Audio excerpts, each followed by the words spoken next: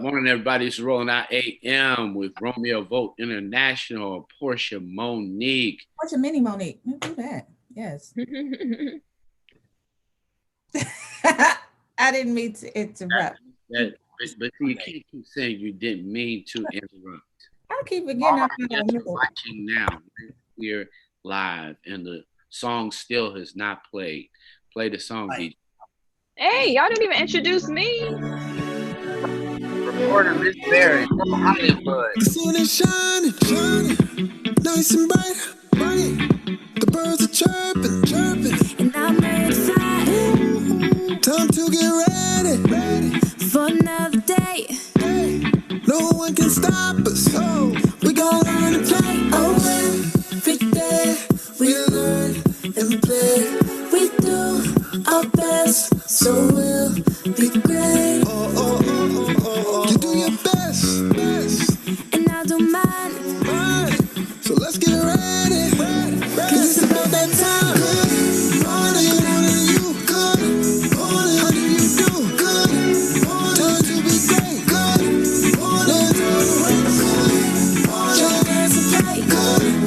So start today. Good morning. Open your eyes. Good morning. Reach for the sky. Good morning, morning, morning, morning, morning to you. Good morning, morning, morning, morning. How do you do? Good morning, morning, morning, morning, morning to you. Good morning, morning, morning, morning. How do you do? Good morning. You see me on my grind. Woo, stars got to shine. I'm a supernova. Yeah, you see me taking over. Yeah, I'm on the move. I got a way to shine to it. So let me hear you say, every day we gonna learn and play. It's your time, it's your space. This is Rolling Out AM with Portia Monique, Romeo Vote International. Tia Berry is a reporter from Hollywood today. She's coming your way, mic up, so that we know just what to do. Miss Berry, just this morning, what are you predicting for November 3rd? How is Hollywood reacting to Ice Cube and the Kardashians talking about who they're voting for? You know, out in Hollywood, there's a lot of things going on in that arena, but I do think that people are getting ready to vote. I think this is a big election. A lot of people are participating, and either way they choose to participate, I just think that it's a really big situation at hand right now that people are willing to get out there and vote in the first place, like never before. People are showing up like never before for this election, and I'm excited about it. She did a great job. She did. I like situation. I like excited. I loved. I didn't want to be too biased, you know. I don't believe that's why we exert our opinions. I'm sorry, Romeo. Go ahead. I don't believe you, Barry. I heard that the entertainment community is in an uproar because people are speaking out and they are not speaking for the masses. That's fake news. Well, Plies had a lot to say about that, Romeo. Plies had a lot to say about that. He had a lot to say about that. What did Plies say? I don't follow Plies like that. What did he say? Plies has the best. He is funny though. I just don't follow him like that. Oh man, I don't know. I heard a lot of media. Yeah, it's a weird time. Like I heard a lot of people. Like everybody knows, I'm a graphic novel comic book fan.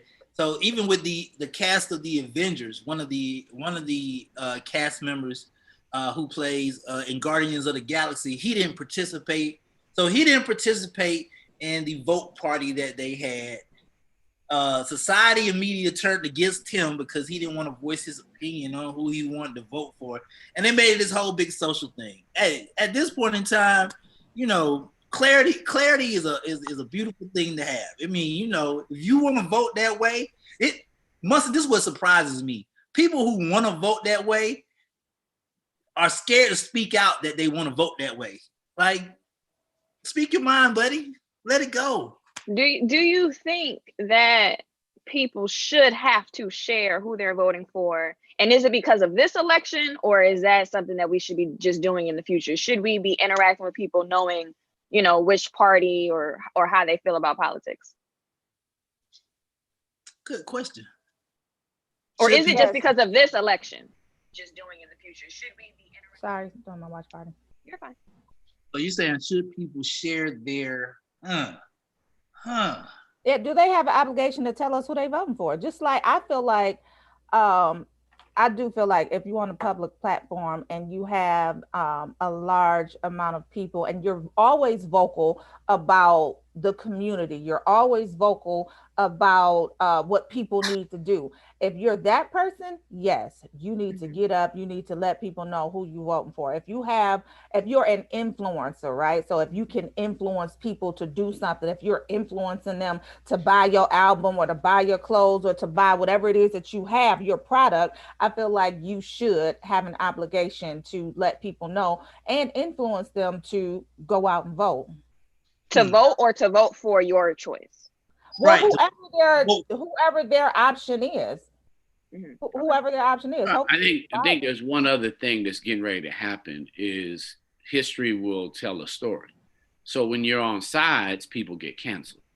When you're on the wrong side, the other thing is people now will know if you're for a privileged, white privileged society or if you're for an inclusive society. So it makes people very nervous that their position in the society is being challenged. It's not just now.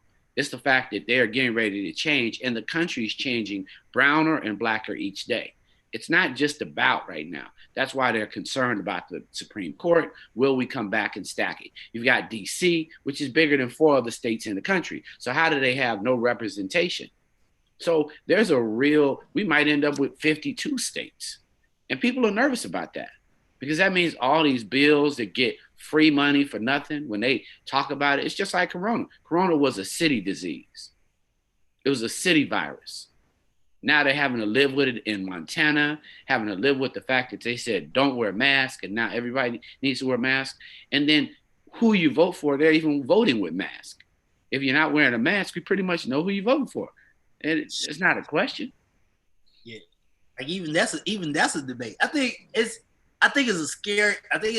So it's a line, right? Vote or vote for. I think that's what TR is talking about. Are we talking about vote or are we talking about vote for? Now, when you talk about vote, universal. Hey, everybody go out there and vote. Be happy. You vote. As soon as you say I'm voting for, you messing with your money.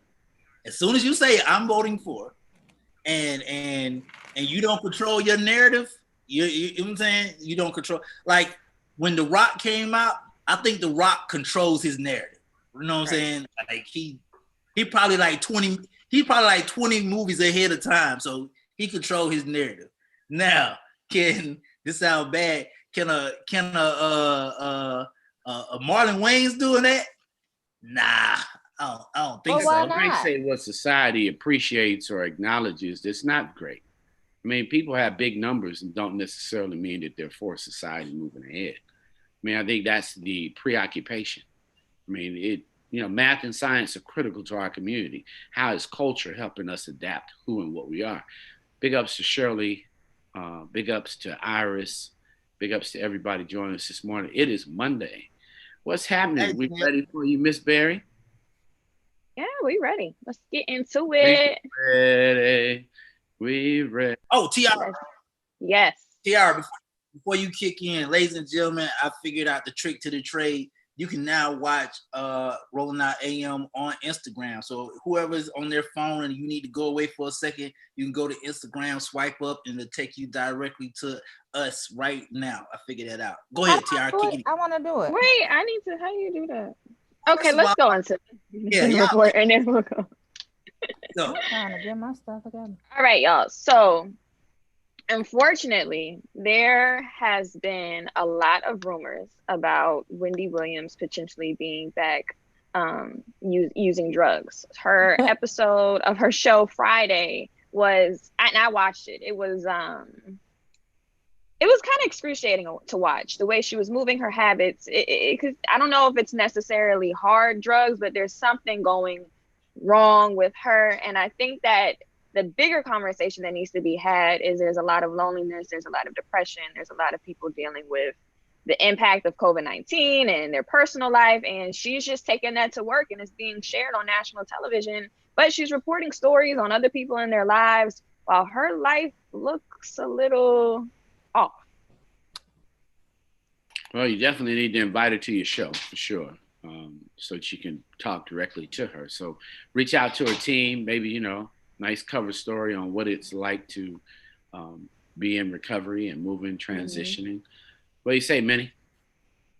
Oh, me. I don't know. It's the first time I don't know, right? I mean, so whether she's on hard drugs, whether she's on prescription drugs, I just hope that she gets the help that she needs, right? Yeah. If she's on drugs or not, like we just don't know. So like sometimes even when people are taking medication, it can affect them in different ways. So we don't necessarily know what she's going through. And I like to lead with love and empathy, y'all. I'm just saying. Let her do that. Let her No, lead with I'm love. just saying, I like to lead with love and empathy. I'm not so quick to be like, right. Off of, So, I mean, I hope that she gets some help if she's going through some things. And I hope that she is self-aware enough to reach out to somebody for some help. I mean, she did check herself into rehab at one point in time. We don't know if she had a relapse. We don't know what's going on with her. So I'm just hoping and praying that she can get some help. Yeah, this opioid pandemic, man. Y'all need to be careful on these things, man. Oh, my fault. Did I say that out loud? My fault, Tiara. Sorry. So you think so? Think. Let's not do that. Let me tell you, Twitter. Let me tell you something. Yeah, I mean, Twitter moves faster than television news. I'm telling you. Than light. Jesus. But now I saw that on social. Yeah, I mean, if she needs some help, I hope she gets it. I'm not claiming that she's on any type of drugs. I'm not claiming that she has a habit. If she needs some help, I'm hoping that she has enough grounded people around her to help her to get what she needs. Yeah, I think having grounded people around is very important. And actually her former DJ Booth, said that she doesn't have enough of those people right now, and that's the reason why he left the show and he left the Wendy Williams camp. So I think that you can't be an enabler by not saying anything. You're saying something, so you have to know how to be there for people. But a lot of times it takes professional help to really help people overcome addiction. So sending love and light to Wendy. I don't think you take that before you move on. I think you take a reality check. Like people, let me tell you something. I got two, my cousin, my best friend. I have a best friend. I have people that will reality check me. Don't get me wrong. They'll pat you on the back. Hey, you did a great job. But they quick to say, Romeo, you out of line. Fix your face. People don't got that. Kanye don't got that. Like a lot of people don't got people that will check them because they afraid of losing the check. Like some people just need realness. Yeah, I definitely agree with you, Romeo. And if you have those people around you, like hold on to them dearly, because it's so rare that you find someone that's just genuine and true and that really just got your back just because they love you. Like they don't want nothing from you. They're not trying to get into your good graces. They just want to make sure that you're good. And that's how I feel about my homegirls in San Francisco. Like they don't want nothing from me. Like they just want to make sure that I'm winning. So whenever I go home, they like, what's up? Hey, how you doing? It ain't never, you think I could borrow? It's always just love. And it ain't never, oh, she thinks she this and she thinks she that. It's always just love. And those are the people that you need to keep close and near and dear to you. So I definitely agree.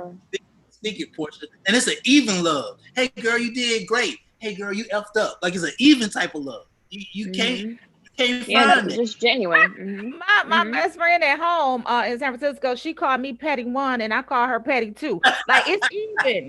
It's real even. She petty number two. I'm petty number one. Petty. Love it. All right, so we got some more news coming up. Roll the tape. Oh, snap. Who you done caught? This ain't me, is it? Oh. All right. So Offset was detained by Beverly Hills police. I don't know if you guys saw that video that came out the other day. He was live on Instagram Live talking about, showcasing everything that was going on, saying that he was a celebrity, as if that works ever for any black man who is, I'm a celebrity. Do you know who I am? That never worked. He got arrested. I don't know if he went in or if he got booked or anything. I don't know what the details happened after that, but I just think it speaks to the fact that he said he was just riding around, and then police assumed that they had guns. The police tried to open his car door. They unlocked his car door, opened the door, and told him to get out. I don't know if that goes against his rights. I don't think that's something that you can do, but the police do whatever they want in 2020. So, first of all, here's I got two issues. First issue is to everybody that follows him and is watching this. This is not a real reality, okay? You're not going to be able to talk to the police the regular guy is not going to be able to talk to the police like that. Let's be clear. So number one, all his young supporters. So you think he has privilege? Do he has privilege? First of all, what black man is going to be on live while there's 3 police officers at his window talking crazy while the 3 police officers at his window? Of course he got privilege. That don't happen in real life. Like, I'm not finna if Romeo gets pulled over doing that, I'm getting yanked. That's not real life. And then number 2, I'm not even gonna talk about what he said. I'll let y'all do that. But 2, I will say this. The young lady that was talking to him, I kind of feel her. Hey, I understand who you are. I need you to step out the car so I can help you resolve this situation. Oh, you can't da-da-da-da-da. Man, that ain't real life. That's privilege life. Lil Tony can't do that. I guarantee you, Lil Tony can't do that. Romeo can't do it either. Even to your point, Orlando Castillo couldn't do it. Mm-hmm. Mike Brown couldn't do it. I mean, and it suggests to young brothers that you can talk back and say all those things and hope that something's gonna not happen to you. And you're in rural Mississippi. So come on, man. Yeah. Was Offset? Do you think Offset was wrong? Yeah, it was ignorant. It was arrogant. It was tasteless. It was stupid. Well, if nothing else, there's a moment for review for all of us to talk about in the culture. What's at risk when somebody who highlights and illustrates that behavior is transmitted? I mean, is there always a positive, and do we have to like it? I think that's the question. Are you influencing the culture in a negative way with and amplifying bad behavior? Mm-hmm. I think that's the concept that's the world we'll be in, because there are gonna be a ton of replays. Mm-hmm. And I don't know that people are going to accept that. People didn't want to replay R. Kelly. Now that nobody wants to touch it. Nobody want to get on a record. Everybody used to want to be on a record with it. Right. And behavior is going to follow the same way. Just keep in mind. Go ahead. No, I think that Offset has been to prison before, so he's had a lot of encounters with police. And I think that's one thing to take into consideration is he's been interacting with police for a long time, like for years and years and years and years. So a lot of people who come from that environment who already have a bad relationship with the police, they interact with the police like that, not thinking that something's going to happen to them because they feel like a thug. He's interacted in a privileged state. I remember those times he got arrested and pulled over. He got $5 billion behind him. Of course he can react. Lil Romeo and Lil Tony cannot react that same way. He knows that situation. I guarantee you, he talking crazy because he knows that he has a lawyer, a label, friends, whoever's in the car with him, his manager. He know he got a whole team behind him. Could the police open the door though? Were they wrong or right to do that? Somebody pull that up on Google. I remember. They do. So we don't know what they pulled him over for, right? So we didn't. They said that him and his team were in the car waving guns. Oh well. He said that was alleged. And he said that wasn't happening. And Well, then they that's told him to put probably his hands up, and he said that he would rather keep his hands on the wheel. Yeah. They were passing through a Trump rally, and they were passing through a Trump rally in California. Allegedly that they pulled out guns and they were waving them in the air and, you know, shouting whatever they were shouting, this, that, and the third. Of course, there are police there at the Trump rally, and somebody said, "Hey, that car got guns." What did the police do? Go check the car that got guns. It's that simple. I'm not I just trying feel to like make it that a would have black been recorded or That's what I'm something saying. that Like would've in came out, today's like, day and I feel age, like that would not have been missed. Everybody has a phone. Everybody has video. Everybody has the, you know, at the touch of a button, the ability to record, take a picture, do something. So if that was true, all those people would have had something. Right. Mm-hmm. I don't And know he's out now.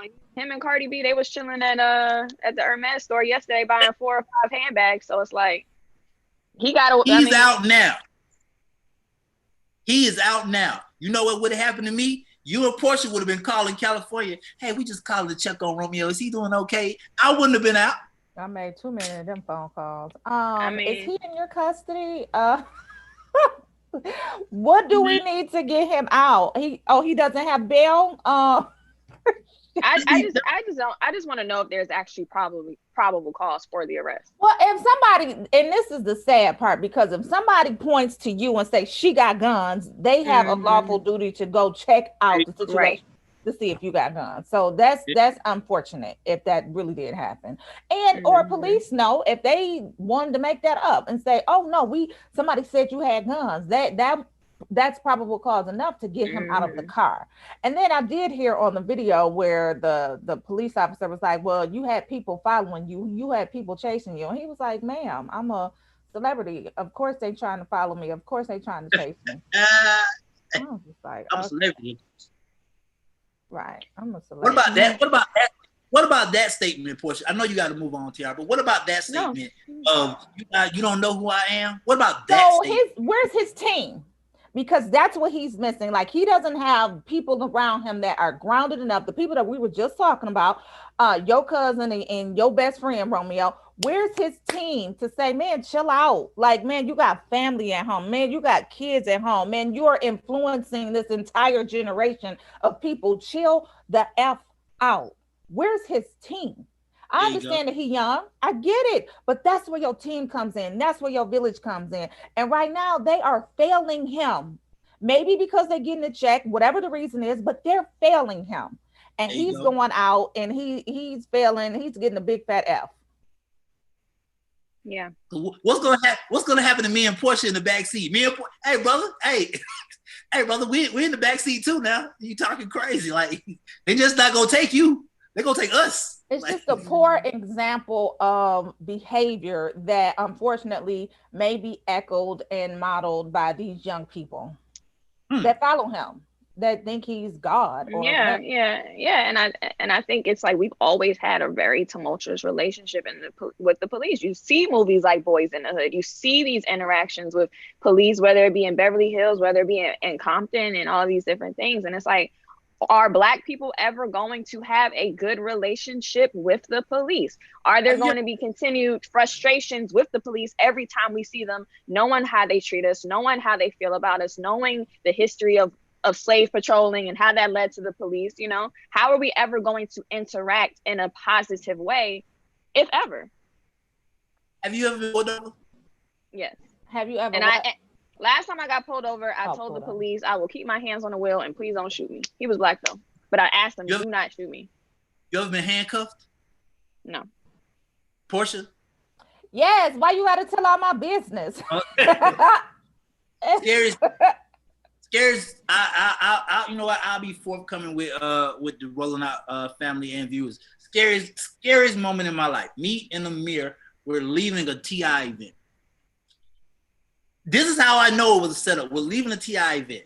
As you come around the corner, and this is downtown, as you come around the corner, there are 20 officers lined up across the street. They're stopping every car lining up across the street. White officer pulls me over. He says, hey, your headlights, one of your headlights is not on.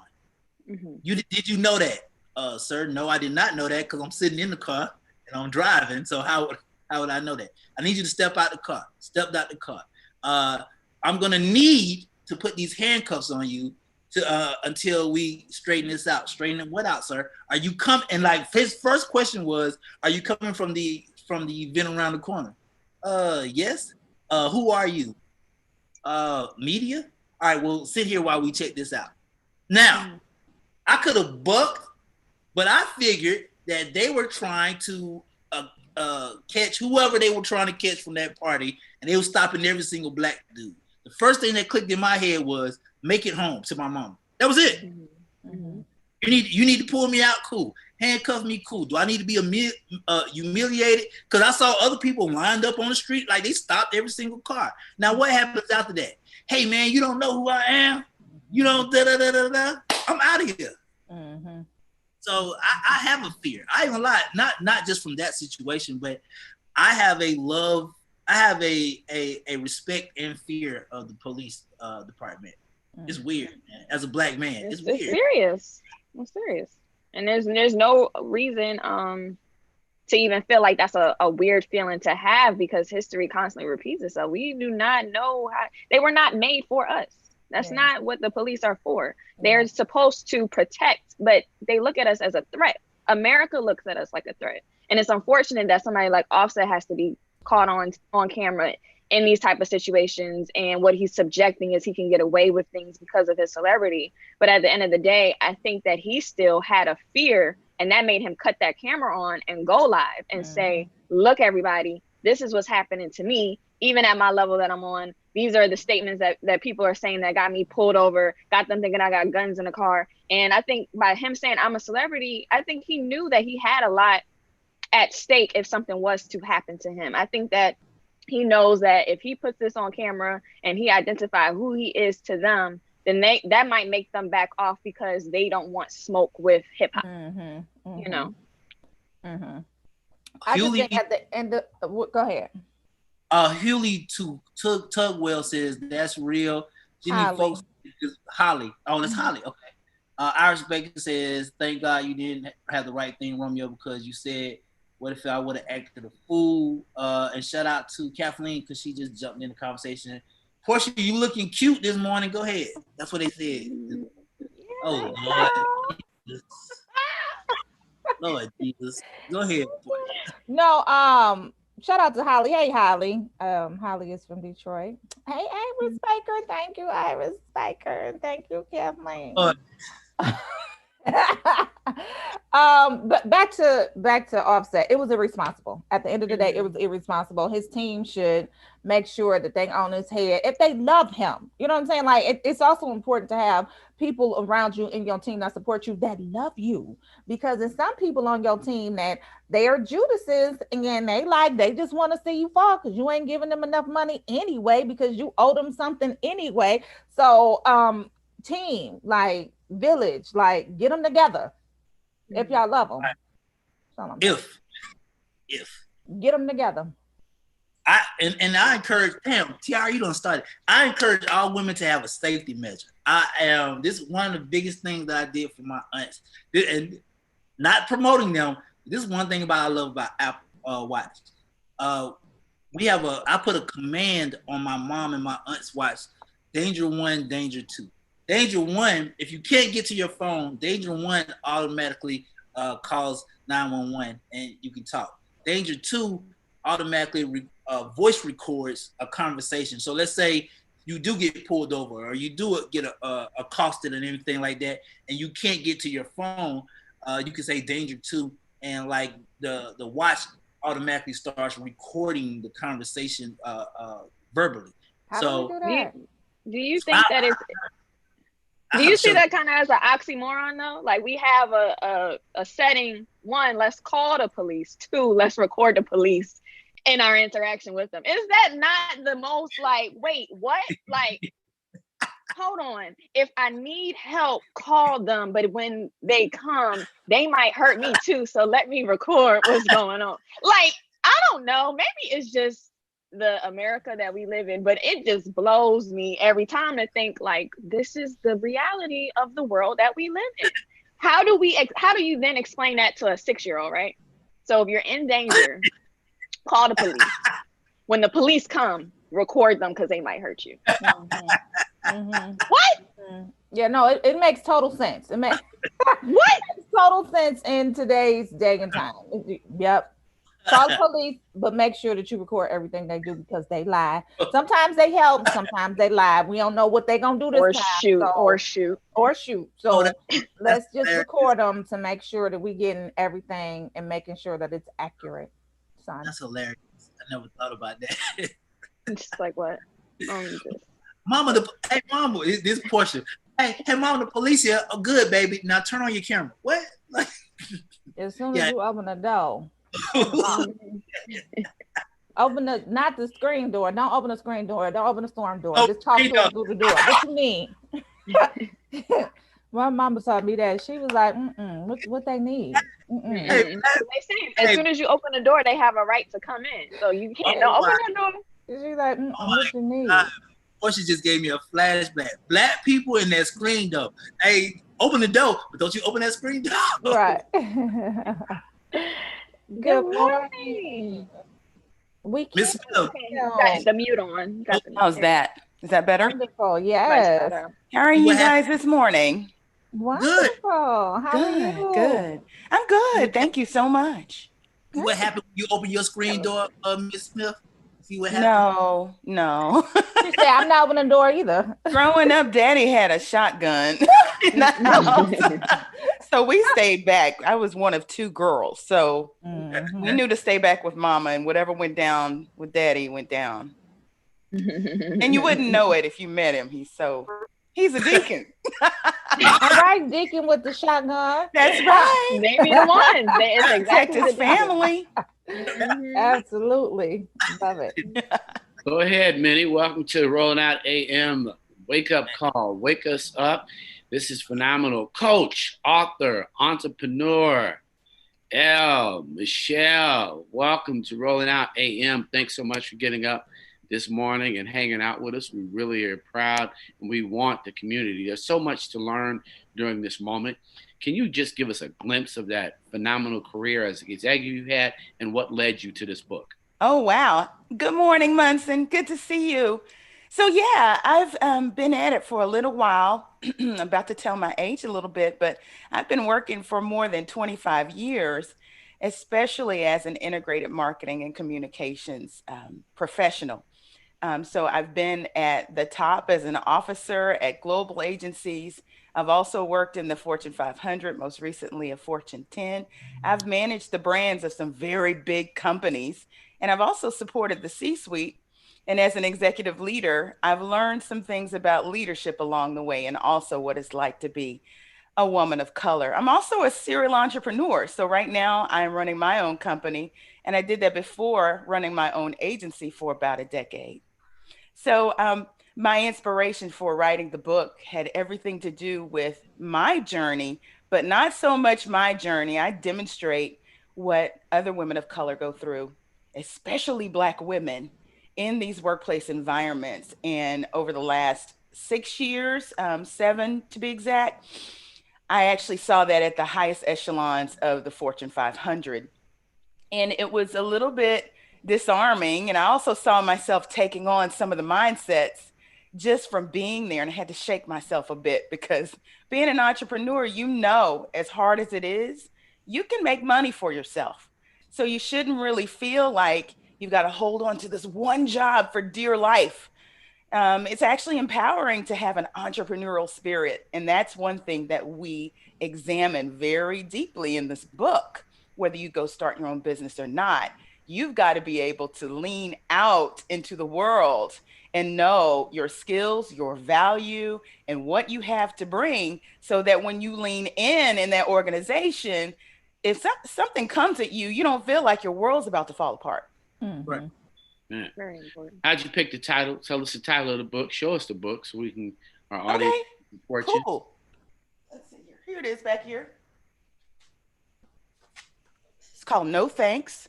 7 ways to say I'll just include myself. A guide to rockstar leadership for women of color in the workplace.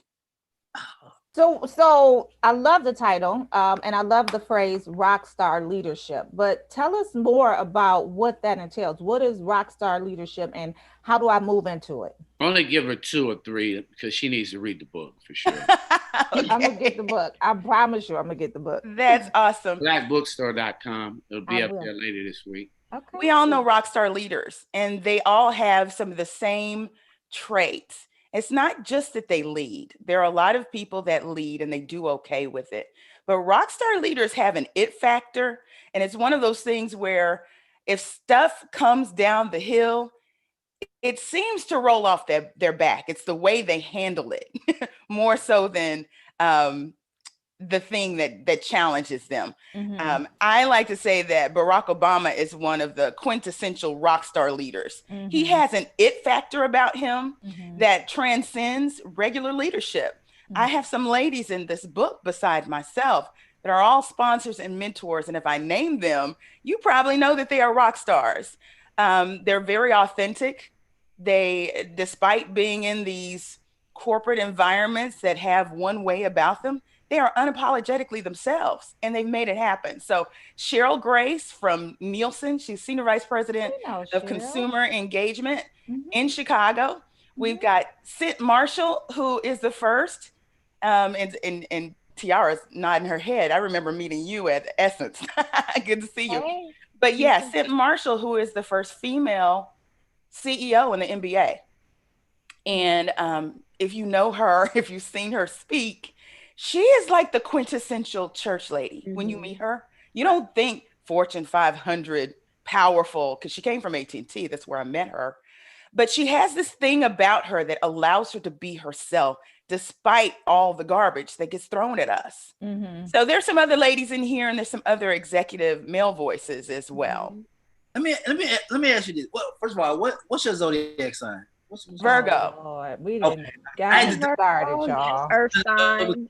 But what do you equate that to? And the mentality part, because I actually literally just said this yesterday.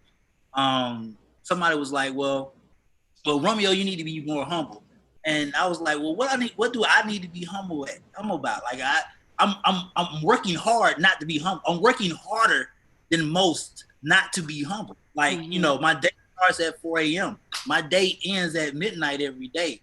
I'm not doing it to be average. I'm not doing it to be level. So, and I've noticed that within a lot of people, they're content with certain things, which is fine. But the people that's in your book, like, did you realize that there's a certain mentality that they approach the day with that stood out? Absolutely. I knew it after I took my journey, and you'll see there's a journey in here where I discovered my value. Okay. And after I discovered my value, and it happened late in my career. Okay. I discovered that these were traits that I saw in these women and other women like them. The fact is that there are no CEOs that are female and Black at the heads of Fortune 500s. You have CMOs, you have chief diversity officers. Right. Sid Marshall is in the NBA, but the NBA is not the Fortune 500. She's in the 9th largest franchise, which is great. I mean, and they have brand equity in those franchises that are just amazing. She's at the Dallas Mavericks, but it's not as big, so it doesn't make that list. That hasn't happened since Ursula Burns was the head of Xerox in 2016. Yeah. So ultimately, my question that drives this book is, what does it take to get there? And Romeo, you nailed it. It's a mindset. It's a mindset. Cheryl Atkins Green, the CMO of Mary Kay, the cosmetic and skincare company, says it really does happen between your ears. And that's despite the microaggressions and the biases. And we recognize those. We open this up by saying, look, this is real. And there's 7 affirmations in this book to get you through some of those rough spots and walking like a rock star. Now, one thing we know is that not everybody's going to like it. Right. And that's because as Black women, we are not centered in the workplace. And that's by design. The people that are centered in the workplace are white and male, and this comes from Catalyst Research. Yes. And of course, before that, Women in the Workplace study with leanin.org and McKinsey and Company. They called Black women double outsiders.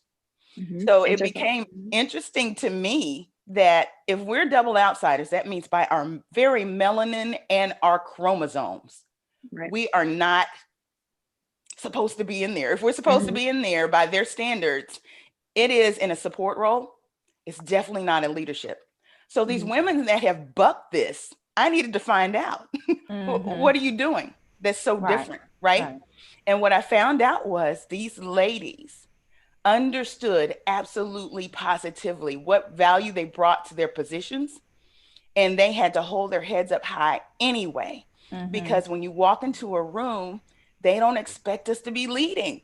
So when you're at the table, and this is the thing, most of the women in this book and the women I'm talking to have been at tables. That's not even the issue. It's not about, you got to get your seat at the table. No, we're at the table. We're trying to get in that room where we're talking about succession and who's going to follow me. That's what we want to talk about. We want to see Black women crashing the C-suite over and over and over again. And it's just not happening.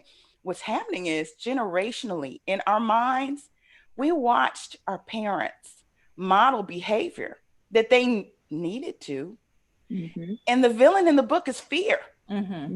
These parents, and you probably know this, if they weren't one of the precious few that made it to the tippy top of these organizations, precious few, they knew that they needed to go to work, keep their head down, not rock the boat, keep their jobs, then hopefully get to that retirement, stay there as long as they could, because moving around was risky. And, you know, not being agreeable Negro, that's not what they were talking about doing. They were very proud people. They were also concerned about providing for their kids. For the family. Now let me ask you this. I'm sorry. Why are Black women not demanding of those C-suite positions in those Fortune 500 companies? Yeah, you know what? It's very interesting because it's leadership pipeline is what we call it. In the very middle of it, it's gushing Black women, okay? The ones that are fleeing are starting businesses, according to the US Census.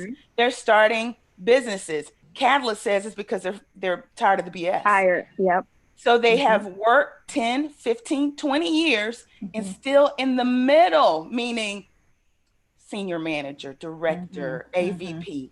When you get to VP, it's so thin. It's so thin. You don't see many of us, and you definitely don't see many of us at the senior executive vice president and C-suite, meaning with, you know, P&L responsibility, profit and loss responsibility. We are going for these chief diversity officer roles like it's death knell to our careers. It's a death knell to our careers. So it's not so much about demanding it. We are so worn down. By the time we get to the middle, we're to the point where we're like, this check is good. These stocks are good. I get to go to Dubai with my friends pre-pandemic, you know, and swing my Fendi bag and I'm happy, you know, and they forget their dreams. And this book starts out by saying, remember what you dreamed when you were younger and let that inspire you. Because I start out in the book sitting in the office of a very high ranking official at the company I was at. And we were talking about what was next because I had received a surplus notice. It's a very humane way of saying a layoff notice, right? Had 60 days to figure out whether I was going to stay at the company or not. But what I had done was create opportunities outside the company and inside the company. So he was saying, you can stay, just let us know what you want to do. There's several of us officers that want to see you stay. So just tell us. And I was literally in a conundrum because I had other opportunities from other companies. I'd been out and taken my mentor's advice to go find my market value. And that meant I was out interviewing. So I already knew what I was worth. I knew that I could walk into these situations, but I'd also started this business while I was at the Fortune 10. And that gave me an opportunity to say, well, I could go see how this grows. And then in that meeting, it occurred to me that I had a list of 6 things when I was in graduate school that I always said I wanted to do.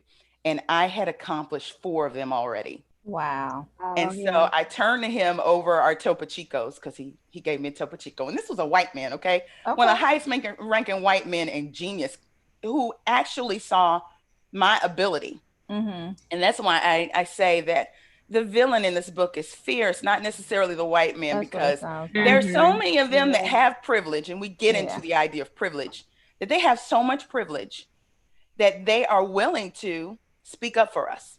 Now so we have to wrap right now, but tell us where we can get the book from.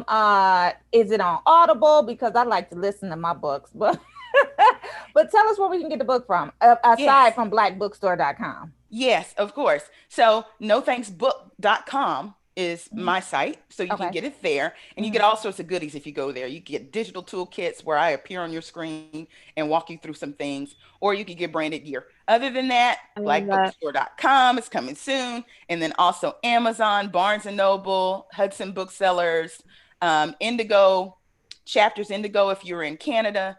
Of course, Amazon's around the world, and there are independent bookstores all over the place. Definitely sounds like a November read for me, so it's going to be at the top of my list. And Audible coming soon in the next week. Hallelujah. I love Audible. So you said within the next week, I'm going to download it. Okay, well, thank you so much, L. Michelle Smith, for enlightening us this morning and bringing us some of that Monday motivation. We definitely appreciate you, and we will be downloading our book. Awesome. Thanks for having me. Thank you so much. Absolutely. Have a wonderful Monday. You too. Bye-bye.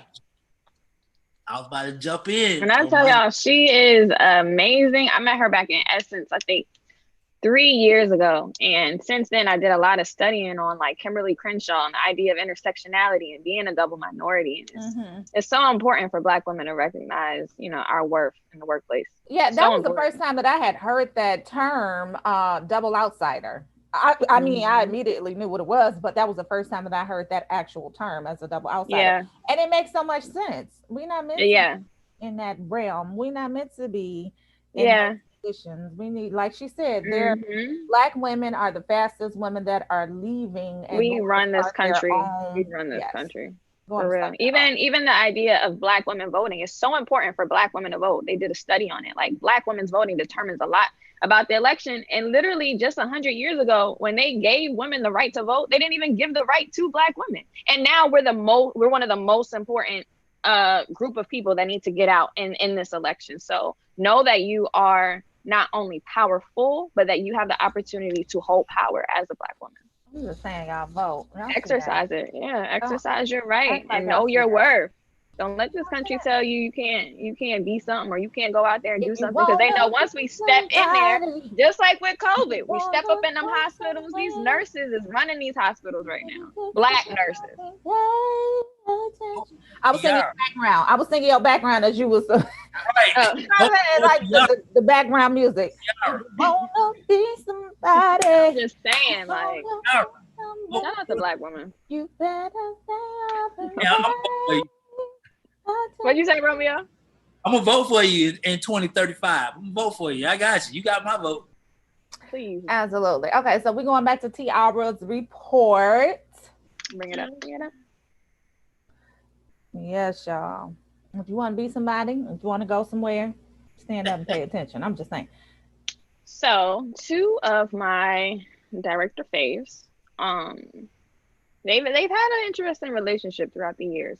But Tyler Perry recently said in an article that Spike Lee's criticism against him stung, I guess, because of who Spike Lee has been for the culture for years and years. And, you know, as somebody's predecessor, you want to be loved and respected by the people that you feel like help give you a stage or a platform to even produce and make movies and things like that. So Tyler Perry was saying, like, it kind of hurt when Spike Lee would say certain things about his films. And they are 2 very different directors, writers, producers. They make a very different, even though it's still Black, it's very different.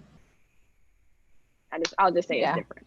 I'm happy to see that that Tyler Perry has enough vulnerability to come out and say some stuff like that, because a lot of the times men tend to be so macho in nature and insensitive to feelings. Like, it was just a good thing to see him come out and say that really hurt. Like, you know, as opposed to being like, I'm crushing you. Like, you can't say nothing to me. I'm a billionaire. Like, go on and sit down and do your little movies while I'm over here with my empire. No, but instead he took the higher route and just let him know, like, that really hurt. And I can understand why. Not do your little movies. Do your little movies. Don't talk about my Morehouse brother like that. Come on, Spike. That's what Tyler Perry said to Spike. Well, that's what he was thinking, maybe, allegedly, perhaps. I'm just saying. I mean, I think that Spike Lee was a little bit critical of the characters that Tyler Perry would make with the Medea role, with the roles that kind of go back to what white people think how black people act. I think that Spike Lee was critical of that. Let me help y'all women out some with real man law. Real man law. Okay? Enlighten us. Bring the real man onto the conversation. Like, if I went from 0 to 1,000, you can't tell me nothing. I don't really get, like, I'm not even trying to be like, for you to be her, I get the whole idols and, you know, people who have inspired you and stuff like that. But if I went from sleeping in my car to sleeping in a mansion, I can give a flying flip what somebody else got to say about me. I'm LeBron James. Yeah, and that's But is that how you advance the community, though? Well, sometimes it is, because sometimes you really do have to have that cavalier attitude that I really don't care, because that's the thing that gets you over the hump. It was just good to see for me that he was humble enough to say, man, that hurt. Will my $1 billion over here still? It still hurt.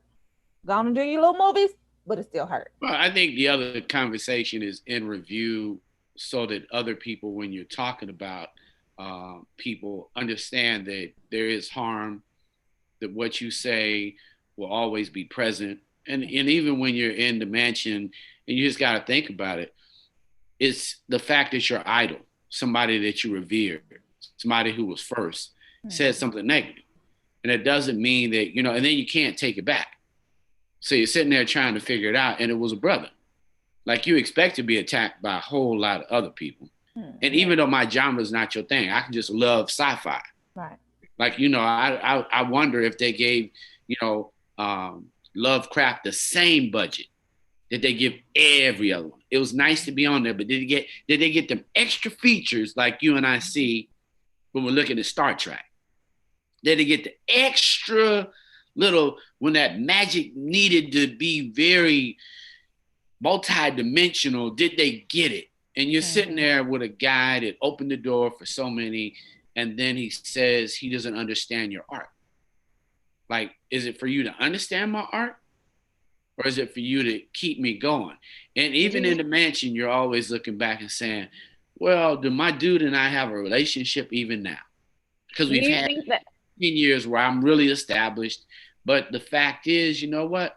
When you were being critical, dude, I really needed you to be encouraging. And so it's not necessarily him and Spike, but it's also us as a community. How do we reassess how we approach each other so that we can do it? It's like, do we hit Ice Cube and say, you're the worst in life and we should cancel you? Or as a community, let's huddle up again. Let's love. We're not doing it to each other, but we're literally looking to see how can we repair our relationship? Because the things really don't matter. It don't matter what house you're in. As a Black man, at the end of the day, it ain't your house. Like, we need to, it's almost like shopping trips and celebrities suggesting to people, you're less than me because you don't have this bag. Like, that's really cruel when people are unemployed and people are in food lines. Like literally, why would you follow somebody that is being materialistic in a moment where mothers can't feed their children and they're standing in line in food lines? You would want another bag versus actually feed families. Like you already got all the bags now. You got all the bags, but you need more bags in a pandemic. How do you think they're feeling? I saw that over the weekend. That's Yeah, funny. I definitely agree that you have to learn, we have to as a people learn how to love each other better, even when we are criticizing. And I think that Spike Lee was very critical of Tyler Perry when Tyler Perry was just trying to create his art. But I think a lot of Spike's criticism came from a lot of the caricatures and stereotypical roles that we often see in, but it's like, but we see it so much that we identify with it. We see a Medea, we see a man abusing his wife. We see that so much. It's so native to our community. It's why we relate so much to Tyler Perry's films. But at the same time, I can kind of see why somebody like Spike Lee is like, create art that amplifies Black people, that But shows us, in a Lovecraft country type of way. It's I'm almost running like, with go ahead, Romeo. I'm running with question. I'm not finna attach. Like I get what both of y'all are saying, but if I don't pull myself out the dirt, I'm not finna attach my feelings to what somebody else feel. Like you didn't help me. That ain't what he's saying. He's No, I don't literally think saying it's to about yeah, but as what brothers, we got to his say success. things like this. You hurt me, and I want you to understand that you hurt me. Like when we don't say that, and a brother goes, a next brother uses some drugs. The next brother takes it out and he shoots you because he couldn't process his feelings. Like he didn't know how to process that feeling. So fear or fight or F it. Boom. And there's room for everybody to create the type of art that they want to create. If you don't want to watch a Medea type of film, then don't watch that film. If you don't want to see a Spike Lee joint, more about the don't check system, that out. Ms. Berry, the system's green lighting buffoonery. So he was mad more at the system that was empowering him and not giving him those deals. And then all of a sudden, he seems to hit the brother. And the system plays us against each other all day long, but we are literally the same community. So now we've got a ton of one type product. I'll take that one. Okay. And we have a very small group of the doctor, the Black inventor that has a movie, yeah, you're right, has a series, or the Black tech company that's there, or the brothers that are doing multi-level marketing, making millions, that have a show. Well, where is that conversation? So it's more that than okay, you. But yes, emotionally, I'm gonna share with you. He took it out on the wrong person. Idol that has an Oscar now, that took forever to get an Oscar. It did hurt when he said that. It did hurt. Yeah, it's almost like the teacher criticizing the student for him doing his own art the way that he interpreted it. He interpreted the teaching. You know what I'm saying? It's almost like, okay, well, I came to you. I looked to you for inspiration, and I really did get some of my style from you. And then you come to me and say, no, that's all wrong. You doing it wrong. You are shunning the Black community and putting the Black community down because you do all these different characters. But Tyler is like, this is just what I do. This is me expressing myself. And at the end of the day, and at the end of the day, I need you to know that it hurt. So it's the communication. I don't know that you said it for them as much as for all the other people that you can express emotion, and that even with the money, even with the accomplishment, you always wanted somebody to see your success and tell you that you were cool. Like, I don't get your art, but I still think it matters. Like, we may not like the dress, and dressing up as a woman and dressing up as Medea, and you may never do it, but you still understand that there was a brother that identified all the way with who he was. And if that's what it took to channel to get a studio where Black people are actually being employed, then the full circle came around, and it was actually God that worked through him, and him working with God, that created all the dreams that everybody's living on that set.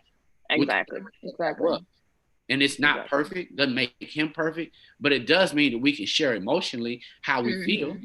Like, we got to be able to share how we feel more so than who it was about, because it ain't about Spike. It's really about how do you heal when you have been hurt, and how do you share it so others learn from, so they don't hurt anybody else. As brothers. Like, I can say it out loud. Shout out to my story today, because we are having great conversations. The reporter is live, reporting to you live. Great reporter. Great conversation. It's a communication piece to me. Whereas a younger Portia may have spazzed out at some, at some comments like that, somebody disapproving of what they believe and what they think and this and that. Like the grown Portia, this Portia, I be on my Toni Morrison stuff, y'all. So if y'all know Toni Morrison knows how to gather somebody without saying one Yes. curse word, Yes. without doing her neck like this, I be trying to be on my Bluest Toni. eye. You know what I'm Yes. saying? I be trying to be on my Toni Morrison so that people can understand where I'm coming from. It's no longer let me cuss this out, it's let me let her know and let me make Yeah. sure that she understands and let me make sure that she can hear what I'm saying so that Right, I can right. communicate effectively so she'll know not to do And that. exactly, and there really is no reason why we should know that this conversation even happened between Spike Lee and Tyler Perry. There has to be a chain of communication amongst us that's like, let me pull you to the side, have this conversation, but it doesn't need to be across the media, across the world, out there for everybody to be ridiculing and talking about. They need to start having their own sit down conversations. Look, I like this what you did, I don't like this what you did, but they need to be grown enough to keep that in the house. Absolutely. And reporter Barry, we have Nurse Alice. Please bring her up. Introduce her. Yes. Good morning. Good morning, everyone. I'm so happy to be here from the West Coast. It's early, Yes. but you know what? Oh. Hey, it's 24. What is it, 6 o'clock? Yes, ma'am. You look good for 6 o'clock. Yes, early in 6 a.m. Listen. Okay. Nurse Alice is ready. I stay ready, so I ain't got to get ready. And Yes, nurses are 24/7. Hold on. Before anybody says anything, that is my positive thought of the day. Stay ready so you don't have to get ready. Thank you, Nurse Alice. Okay. There you go. So what's going on? Introduce yourself to our family who are watching Facebook, Twitter. Are they on IG? YouTube, today? Instagram. Okay. Hey, we're talking to everybody. Yes. So good morning. Good morning, everyone. My name is Alice Benjamin, known as Nurse Alice, affectionately known as America's favorite nurse. But Dr. Oz just said it, so I'm just repeating what he said. So it's not like I just, But I am an advanced practice nurse. I've been a nurse for over 20 years. I know, right? Black doesn't crack. So, but hello. I work in the ICU, ER. I'm a community health activist. Like I'm so involved with getting important health and wellness information out to people, especially people of color, because in the work that I do, I see people, again, in the ICU and the ER. So I pride myself on talking to people before they're my patients. And so I've been with y'all rolling out. I've been, y'all not strangers, y'all are family to me. I've contributed with you guys. I've done a lot of other national platforms from CNN, HLN, Fox. I've been on Dr. Oz, The Doctors, and I'm currently an NBCLA health contributor.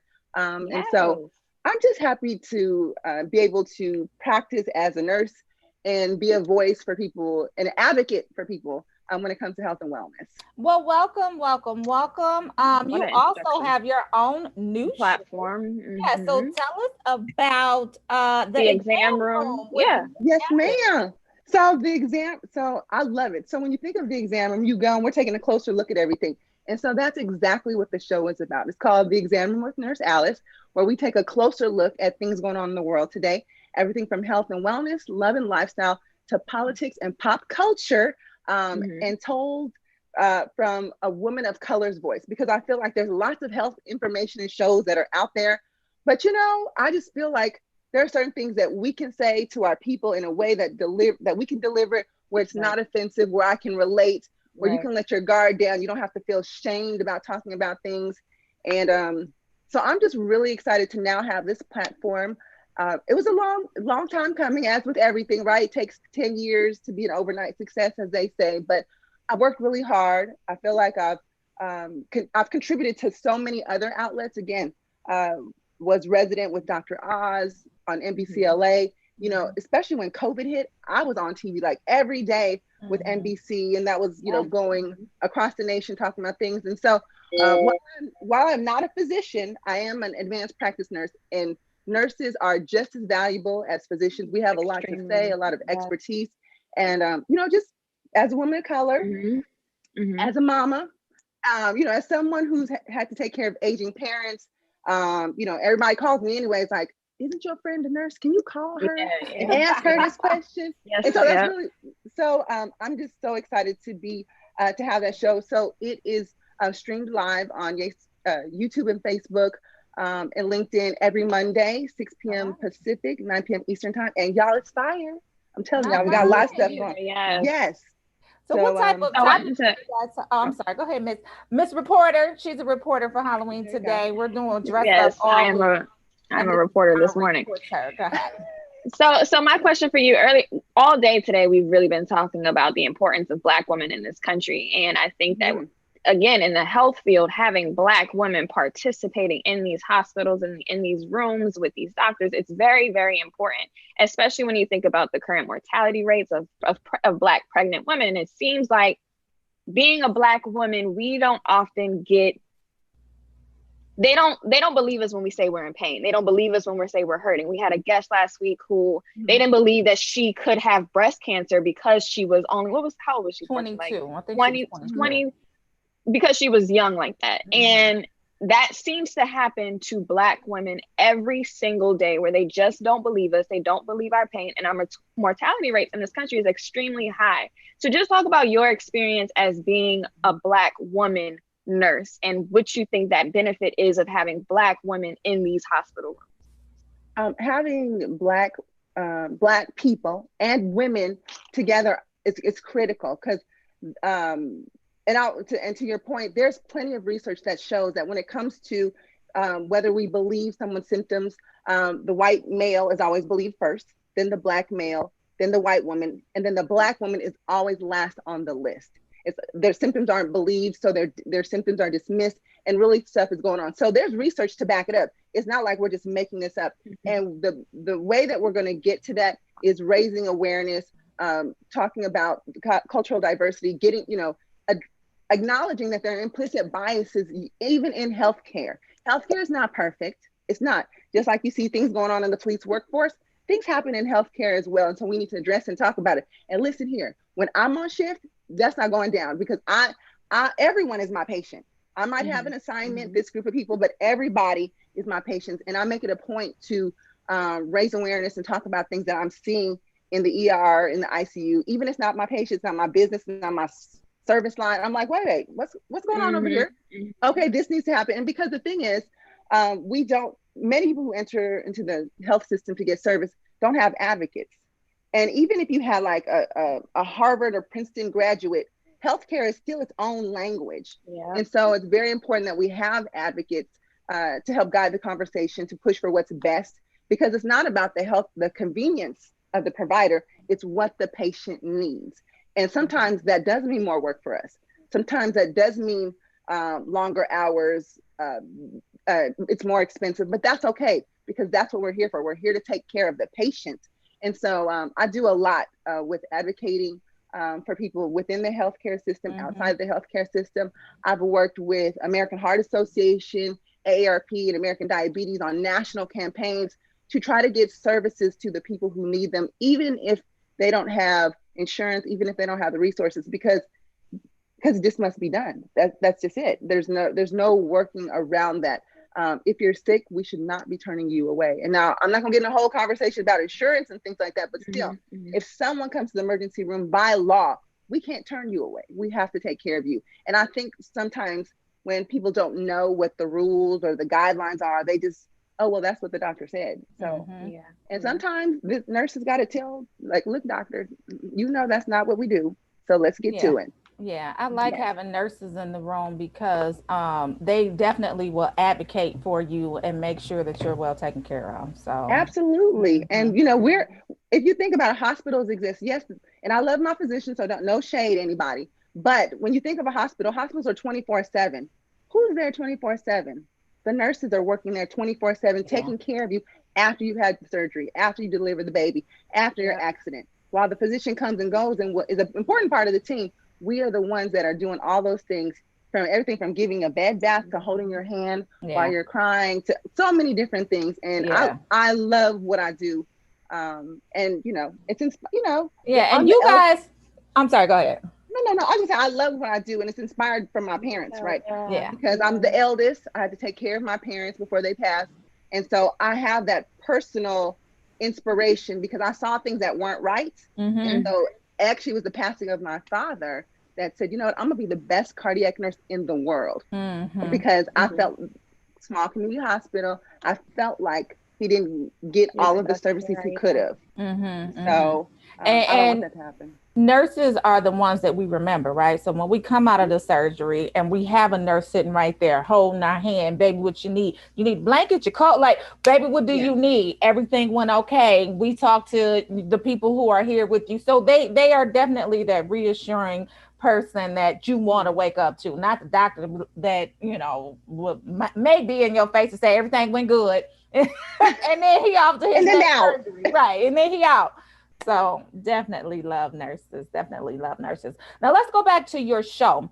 Yes. What type of topics will you be talking about on your show, and what type of guests will you have? Oh my gosh. So I'm really excited. And just let me just say what we've already talked about so you can kind of see. We've of course talked about all things COVID. I've had so many medical experts to really tell us what it's like, you know, treatments and things like that. I've had Dr. James Simmons, he's a celebrity nurse practitioner. I've had Dr. Ish, who's a psychiatrist, and we all know and love him from WeTV's Marriage Boot Camp. We've had Mike Hill talk about his new book. He's a sportscaster married to the beautiful Cynthia Bailey. We've had Chef Jannard, our celebrity chef, you know, breaking it down in the kitchen. Actors like Denise Boutet, we all know and love her. Today, let me just talk about today's show. Today's show, we have Dr. Ebony Vincent from TLC's My Feet Are Killing Me. She is a beautiful Black podiatrist who's on that show. We have Joko Sims, ooh, girl, heartthrob, from NBC's New Amsterdam. Yes. Listen, he'll be on. And we have Judge Tiffany Porter, who'll be talking about breast cancer. And even if we've had, who else have we had on? We've had Vito. We've had also some entertainers on there. We've had Vito come on the show. I don't know if you guys know his song. You Got It. Oh, girl, that's my jam. And then I think I can go ahead and give the teaser. But even next week, we have Ananda Lewis. We all remember her from Teen Summit and from MTV. And she's going to be talking with, yes. Okay. So she's gonna listen. Look, you want to get excited? I'm excited too. So she's coming on next week along with rapper Royce the 5'9". Oh yes, I love that. Royce is coming on. He's been doing some work around mental health out in the community there in Detroit as well. And Hill Harper. So from the good doctor, we know Hill, and you know a lot of things. You know, he's a new father. Well, maybe not so new anymore, but so many things. And so the goal of the show is, I do want to highlight Black magic because I think representation matters. I also think it's overdue for there to be a nurse-led health talk show, and something that's consistent that we can depend on, and we know it's going to bring reliable information that's also fun to watch, because we know sometimes we don't want to hear those health messages because it's like that's boring. So we're going to keep it spicy and keep it fun. I just love the idea of hearing about a show such as this that highlights health, but it's about the culture, and it's something that I feel like I could listen to and I could relate to. And when America catches a cold, Black people get pneumonia. So in the COVID pandemic, we have to make sure that we are staying on top of our health and practicing health practices, and you're making it cool. And I really do love that. Thank you. And it's also important that we talk about it in a way where we're not just being talked about. I'm not just talking to people. I'm talking with people. So they'll be able to interact live with the show, ask questions. And that's really what I want to remove, because some people don't have access to healthcare, or they're ashamed to ask their questions. So we can remove all that because we're family. We just want to look. Auntie Alice wants to know, what do you need? Let's talk about it. Okay. And by the way, we're going to listen to some good music while we're here. Okay. Yes. I love it. Or something of that. Yes. Yeah, I like how you switched it up and you made it interesting and fun, and you got this variety of people that are coming on. I love it. So where can we tune in? When can we tune in? What time? What day? All of that. Yes. So The Examiner with Nurse Alice airs every Monday. So tell Alexa, tell Siri to set your calendar. 6 p.m. Pacific, 9 p.m. Eastern Standard Time, and you can watch it on YouTube, Facebook, and Pinterest at Ask Nurse Alice. That's the handle that you go to find it. And you guys, and the shows are saved there. So if you want to go back and binge watch because we're actually technically in a season 2. We kind of did a season 1 in a trial phase to see what was working, what's not working. So we're actually in season 2 of that. So you can go back and binge watch all your favorite episodes, see some of your favorite celebrities, and just get some good health information from people who look like you, who can relate to the struggle. Because sometimes it's just hard, sometimes hearing information from someone who you feel can't relate, doesn't quite understand, like them is Grandma Greens. That's just what we ate every Sunday. That's, so trying to work around what we know is part of Black culture and trying to just put a healthier spin on things. So that's what it's about. Yes. Well, we love it. We'll be tuning in tonight, every Monday night, 9 p.m. Eastern, 6 p.m. Pacific. Yep. Yes. Okay. On YouTube, Ask Nurse Alice. Yes, ma'am. Love it. Yes. Well, thank you so much, Nurse Alice, for coming on tonight, sharing with us. I mean, tonight. Girl, I'm still in last night. So this morning. It's Monday. It's Monday. Minnie had a good old time last night. Huh? I did. I really did. I did. What's going on up at that Disney castle, Minnie? Listen, I mean, we had a couple shows last night, so I just had fun with it. But we are here Monday morning and talking to Nurse Alice, and her show was tonight, so be sure to tune in. Thank you so much for stopping by the AM Wake Up Call. Thanks, everybody. You guys have a wonderful day. Be healthy. You Thank too. you. Thanks. She is right. That's 6 a.m. That is dedication. Okay. Dedication. So, y'all, Romeo, you back? I'm back. You had to go Welcome eat. back. You still chilling? Look, my day. Look, Portia know I'm in the gym at 4 a.m. I ain't got my protein in yet. I was feeling weak. Let's go. All right. So are we going into birthdays? What's the vibe? No, we're going to do Black History. I always say birthdays and it's Black History. Let's do Black History. I got 2 today. Okay. Numero uno. Did you know that in 1749, today, British legalized slavery in the state? Well, it was the colony back then, but in Georgia.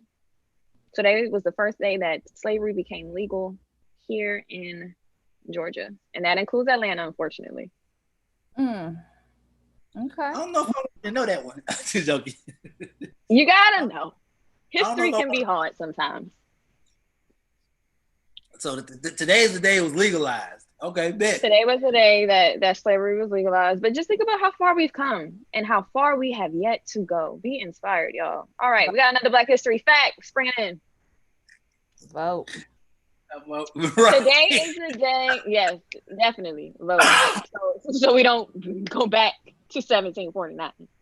Okay, today was the day back in 1911 that Miss Mahalia Jackson, beautiful songstress, beautiful gospel artist. She's a pivotal woman in our community. So happy birthday to Mahalia Jackson out there, where she is now, unfortunately.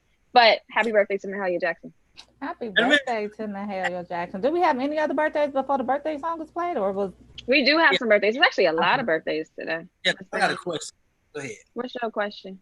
No, I'll wait till the birthdays. Go birthdays. I'm sorry.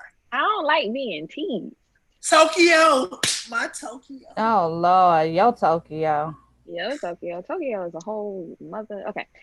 Tokyo Jet's birthday is today. She did turn 26. We also have Miss Toya Wright, who turned 37. We have Phaedra Parks, who is 47. We have Mendeces Harris, the husband of Yandy Smith, who is 42. And then we have James Pickens Jr., who happens to be my favorite character on Grey's Anatomy, who is 66 today. Happy birthday. Happy birthday, y'all. I can't tell us. Birthday song drop. What's taking this so long? What y'all doing? Wait, what is she doing? Play that. Birthday song supposed to be like, Bring them out. And drop the beat. Drop it on the beat. We got balloons, yeah. The cake is on the way. We got the music playing, cause it's your holiday. Woo! We invited family, and everybody came. I strike a pose for me like you in a picture frame. And you got your finest clothes on, and $1 million smile. So we gon' celebrate you for a while. Yeah, and don't forget we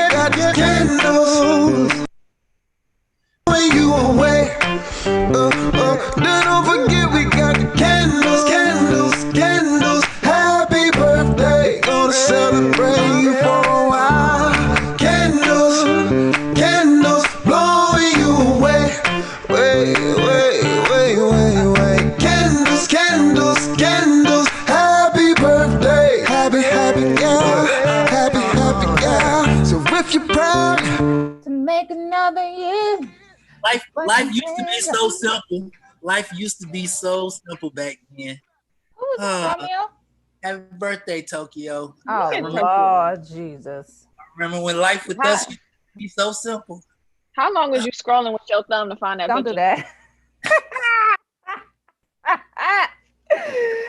Don't do that. This was before the blow up. This was us before the blow up.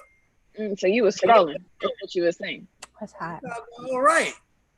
I messed up my question. Oh, my question was on your Black history. Hey, would the two of you go back in time? If you had the ability to go back in time and spend a weekend, would you go back in time for a weekend? I would. I mean, how far back we going? Like, I ain't going to the Underground Railroad. So it's limited to your imagination, right? So I finished Lovecraft this weekend. And when I say amazing, like amazing, like some of them I was just completely balling on. Like that shit happened, y'all. You know what I'm saying? And it was like the rewind 1921 when they were stuck in the house and the grandma said, "We die here, don't we?" Like that happened. And I was just like, oh, tears stopped flowing. Anyway, that's not the episode that I wanted to talk about. The episode that I wanted to talk about was when Ajane, what's Ajane's last name? Y'all know who I'm talking about. Hippolyta Ellis. So when Hippolyta was able to turn into all of these people that she imagined, and she found out who she was, and she was like, I can go back in time. I can name it, I can claim it, I could be whoever I wanted to be. And when she did that, it kind of just opened up your mind to say, what is limiting us? What is stopping us? If we do go back in time, to Romeo's question, who do we want to be? Like, would you do it? Would you want to experience? Absolutely. Absolutely. Yes, I even want to go back to the Underground Railroad. I want to know what they was doing. I want to know how they got all these people to freedom. I want to know all of it. Like, you can be whatever your mind conceives you to be. And that episode right there, listen, y'all. That was it. That was the one. I love that. Listen. I love that. The key thing about that episode, the higher being kept asking her over and over, what's your name? Do you know your name? She, like throughout the whole thing, and I was like, I don't get it.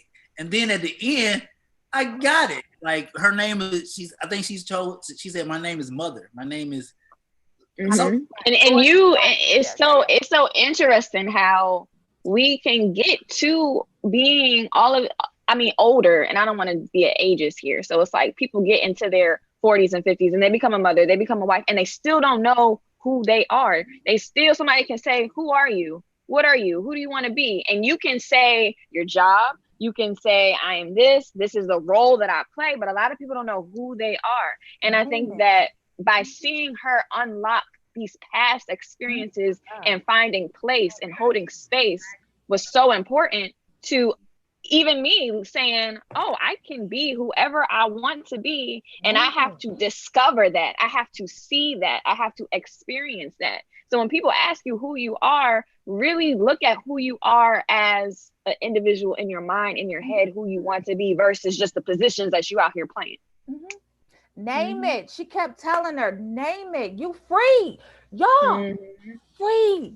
What do you want? Who do you want to be? Name it. She didn't even know she was free. Right. She didn't even know she was free. Y'all, that episode right there, I was like, oh. So anyway, I got real inspired. I started writing my songs and stuff. Christmas is still coming. But it really did put into perspective that you really don't have to ask permission for nothing. Like, for real, like, we not back in the day where you had to ask the permission or you got lynched or you got beat or something drastic happened. Mindset. You really don't need permission for nothing. If anything, I finally understood. I know we gotta get to the social report. Actually, I know. No, if each one of us had our personal book of names, like if I had the book of names going back to my first ancestor to now, how powerful would we be knowing our history to that factor. Like I thought that was so important because you're right in that scene. And when she was like, "Do I die here?" She was like, "This. I'm charged with protecting this book of our family, and I charge that to you now." And it was just like, damn, I'm about to cry.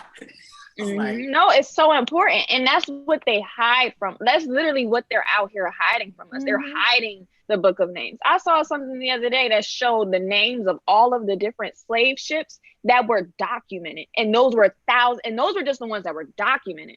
So think about the thousands and thousands of slave ships. Who was on these ships? Who are those people? Who are our legacy? Where did these ships go? Whose last name and who's this person that met this person? And how are we all connecting one another? They don't want us to know that, because what happens when we unlock that idea? That's like Harriet Tubman said, she freed 1,000 slaves and she could have freed 1,000 more had they knew that they could be free.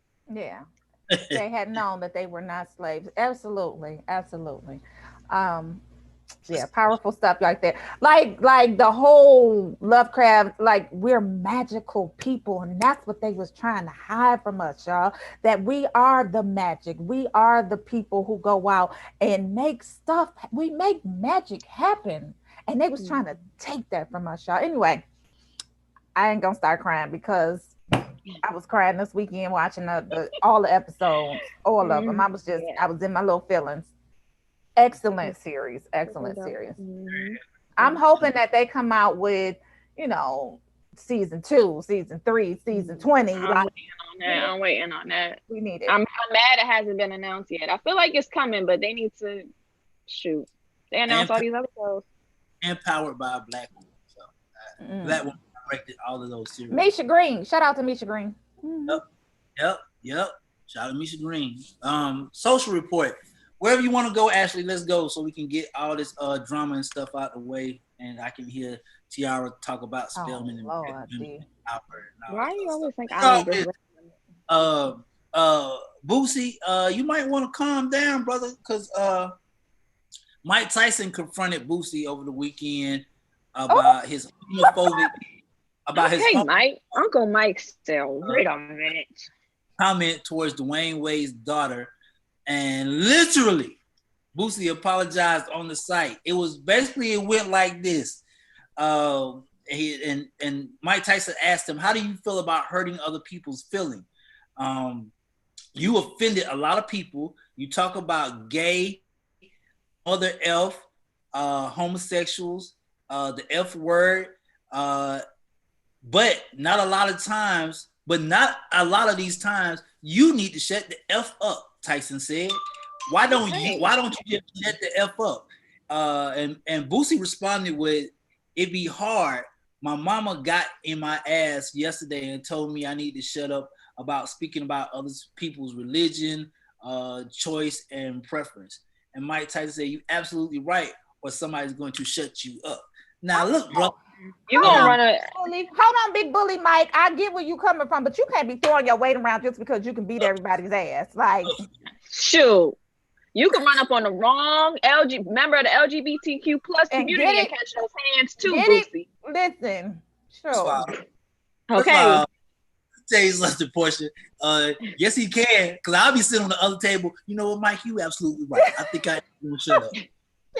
Look, he can't be bullying people. Like, I get where he's coming from. Yes, what he said was good, but don't be going around threatening people just because you can beat their ass. Just stop that. I do like the fact that it was somebody like Mike Tyson, because I feel like as a Black woman, Boosie ain't gonna listen to me. I feel like even when I say you need to respect and you need to love, you need to see this. But if Mike Tyson say it, even though he's saying it with a lot of pressure behind him, I do like the fact that it's a Black man addressing him on this topic. I'm not arguing with no dude that ain't never been knocked out. Like, you ain't never been knocked out? Man, what you need me to do? Watch the car while I apologize? Look, that man. So you don't feel like Boosie is sincere, or he's just saying that to appease not getting an ass whooping? Man, appease not getting an ass whooping. Who, like Portia said, the man ain't never been hit. This man is. So you don't think he gonna listen to his mama's advice either? Hell no, Boosie. Hell no. Mike told you to shut up, and you shut up, didn't you? I bet. I'm gonna tell you something. I agree with something you said earlier, T.I. Let me tell y'all dudes something. You can only be hard until you meet somebody harder. Like, let's be clear. You could be hard up to this point until you meet somebody harder than you. I guarantee you, you'll calm the fuck down then. Excuse my language. Next up, Portia. Ashley, see, you about to get me in trouble, Ashley. You must have got your head did today and looking all fancy on the other end of the screen. Don't put that Okay, on. so now I don't know how real life works, but this is how these real idiots work. NYPD officer has been suspended without pay because this fool was in his police car driving around while people were standing in the poll lines saying Trump 2020. Cuomo And y'all said, wonder why black people say the police are y'all biased wonder and why have their all the cops in them recording them when they get there. like, No come comment. on, man. Just dumb. That's But the those are dumb. the type of people that First- you have on your force. Like, that's dumb. No That's comment. dumb. Like, Portia, the funny part is we can't even find a good commentary for it because it's legit dumb. You're in a police car on the speaker, Trump 2020, driving by poll lines. Right. It speaks As to and this was an officer, right? Like this wasn't somebody he was in impersonating. his This was patrol a real. car. Right. So it just speaks to the Y'all know how I entitlement that they have. It speaks to the privilege that they have. It speaks to the ignorance that they have. I mean, it's just dumb.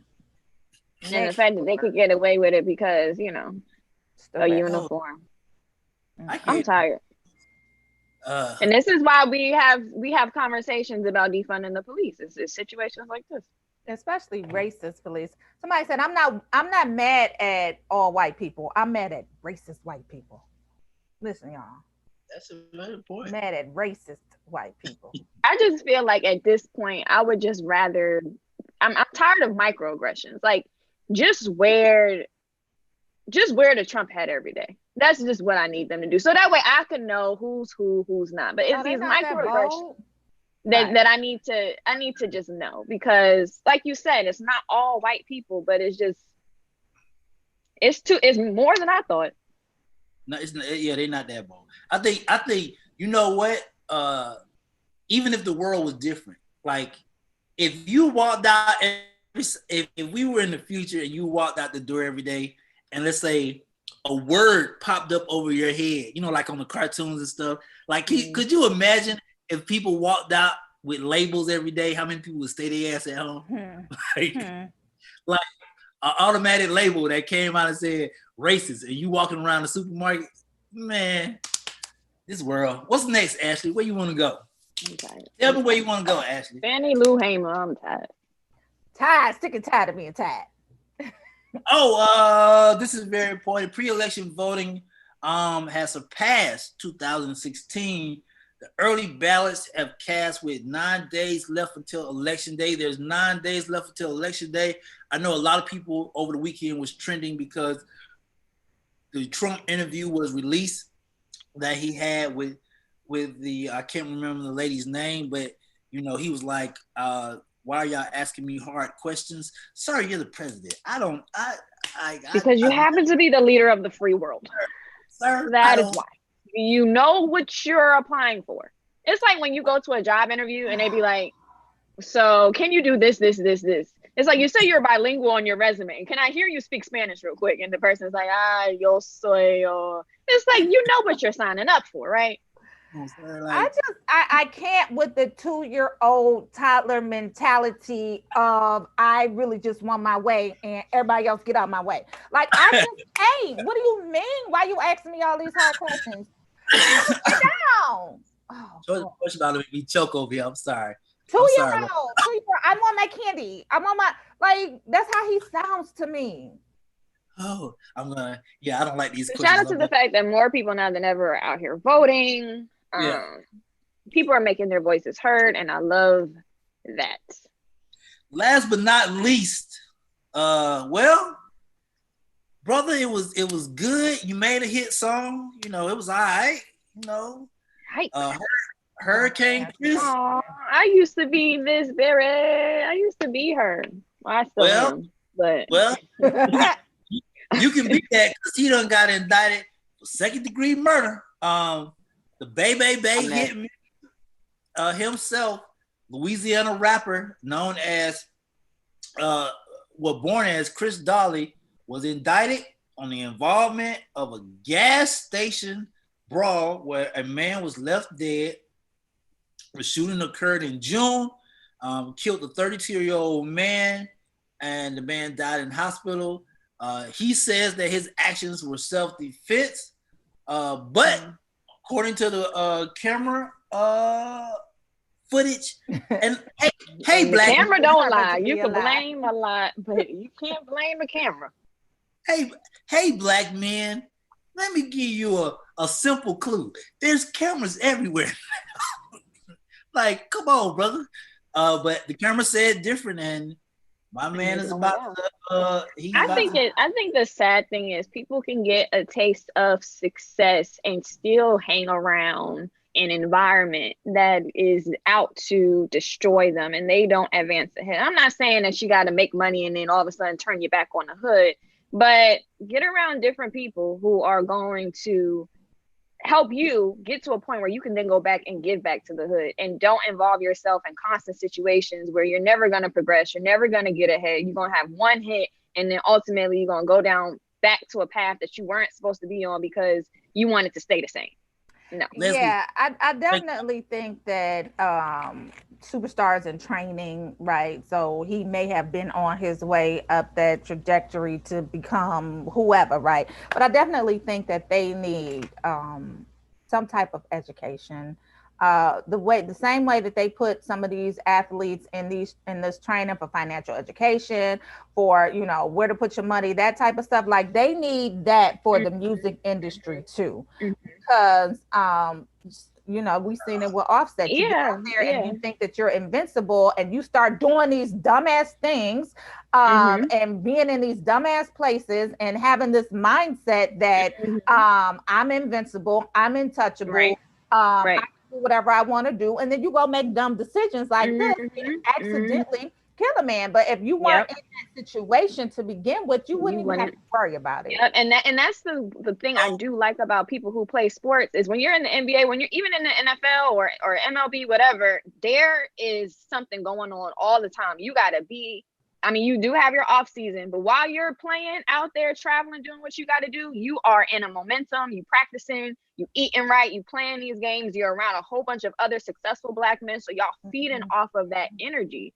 As a rapper, you have to feed off of the energy of other successful rappers who are staying out the way somehow.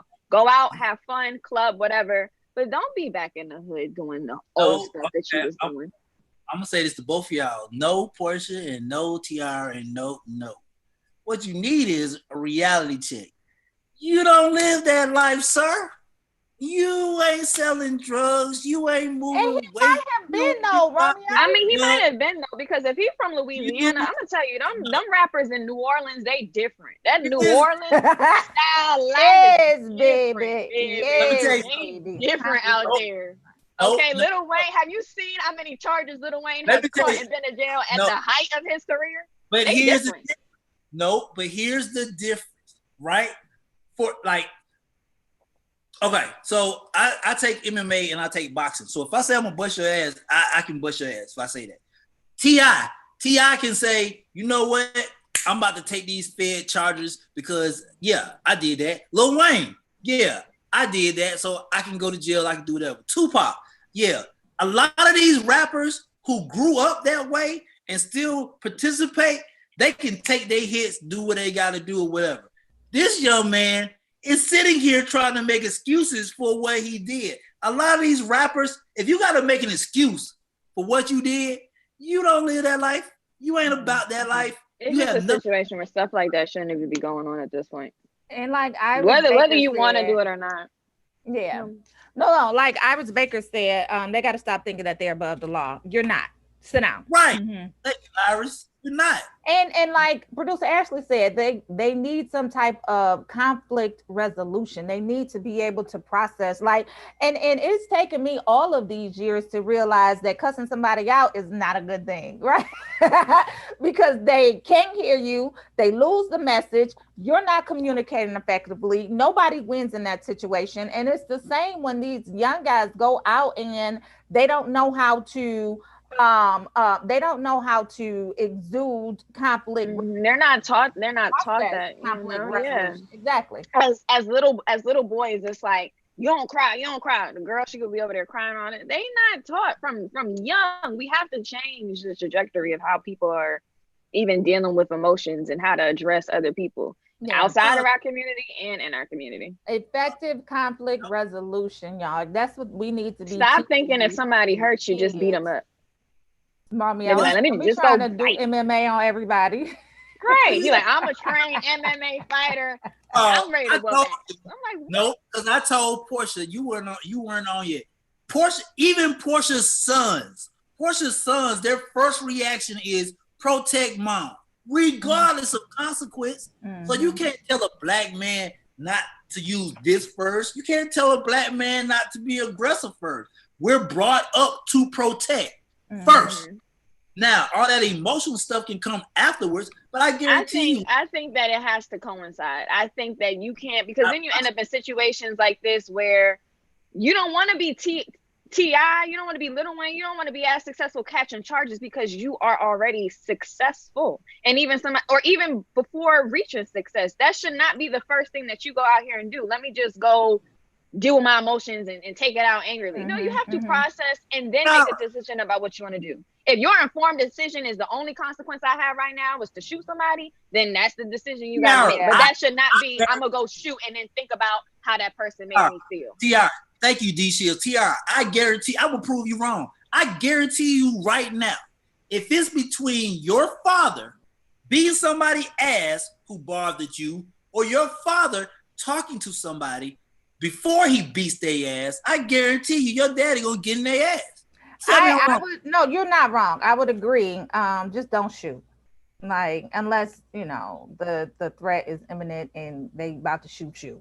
So. I'm just saying, think about the decisions before you make them versus having to deal with the decision you made in handcuffs. That's all I'm saying. In handcuffs. I just want to see people free, living a best life, okay? Hurricane Chris, he is not living his best life. Just, village is so important. Like, you needed somebody on that night to be like, this ain't a good idea. Let's go to church.